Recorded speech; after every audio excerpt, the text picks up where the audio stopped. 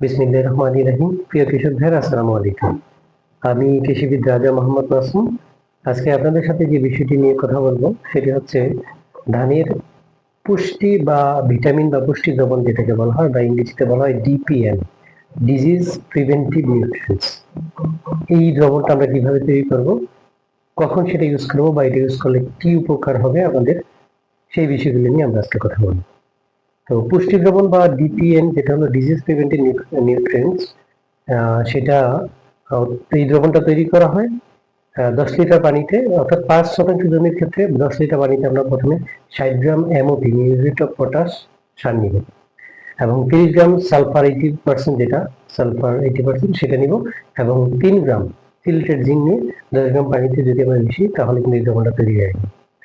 এছাড়া অন্যভাবে যদি আমরা আলাদা আলাদা ভাবে যদি 1 গ্লাস পানিতে প্রথমে আমরা 60 গ্রাম মিউরেট অফ পটাশ বা এমওপি সার নিলাম, তারপর আরেকটা গ্লাসে আমরা 1 গ্লাস পানিতে 30 গ্রাম সালফার নিলাম, এবং 3 গ্রাম, আর অন্য একটি গ্লাসে 3 গ্রাম সিলেটেড জিঙ্ক আমরা 10 লিটার পানিতে যদি সেটা মিশিয়ে দিই তাহলে কিন্তু ডিপিএন দ্রবণটা তৈরি হয়ে গেল।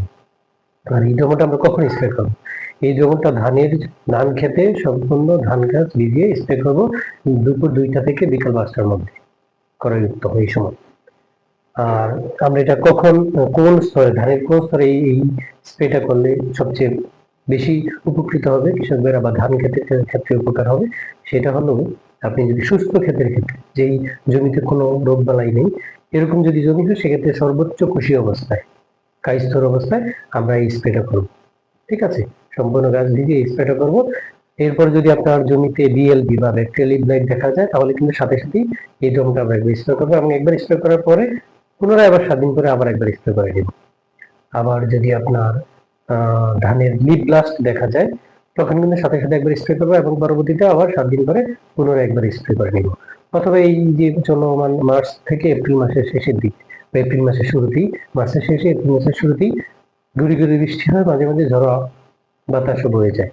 তো এইটার পরে কিন্তু আমরা একবার স্প্রে করে দিলে কিন্তু এই জমির ক্ষেত্রে, ধান ক্ষেতের জমির ক্ষেত্রে এটা খুবই উপকারে আসবে। যেমন কি উপকার আসতে পারে, আপনার জমি এই এই দ্রবণটা কিন্তু কি কাজ করে, এই দ্রবণটা হলো ধানের রোগ প্রতিরোধ ক্ষমতা বৃদ্ধি করে গাছে। ঠিক আছে, আপনার কোনো রোগ বালাই হবে না, হওয়ার আগ থেকে এটা প্রিভেনশন বা প্রতিরোধ সিস্টেমটা তার অ্যাক্টিভ হয়ে যাবে, এবং সেটা যদি রোগ বালাই হয়েও থাকে সেটা এটা প্রতিরোধটা দ্রুত করবে আর কি। ঠিক আছে। আর আপনার যদি বিএলবি, যেহেতু বিএলবির ক্ষেত্রে কিন্তু এখন পর্যন্ত কোনো ওই ব্যাকটেরিয়া নাশক বা এরকম কোনো কিছু কৃষি ধান গবেষণা কর্তৃক কোনো অনুমতি হয় না এখন যদিও।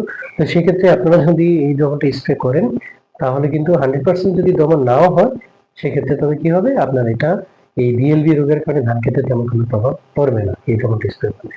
আর যদি ব্লাস্ট রোগ হয়, ব্লাস্ট রোগটা যদি কায়স্থর অবস্থায় দেখা যায়, গিট ডস বা লিগন্যান্স, তখন কিন্তু আমরা ব্লাস্টের যে ছত্রাকনাশক আছে এই ছত্রাকনাশকের সাথে এই দ্রবণটা স্প্রে করবো, তাহলে কিন্তু 100% কন্ট্রোলে আসবে।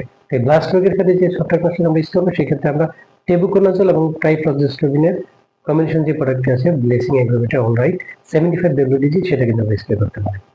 আশা করি কৃষক ভাইরা উপকৃত হবেন। ধন্যবাদ সবাইকে, ভালো থাকবেন। আসসালামু আলাইকুম।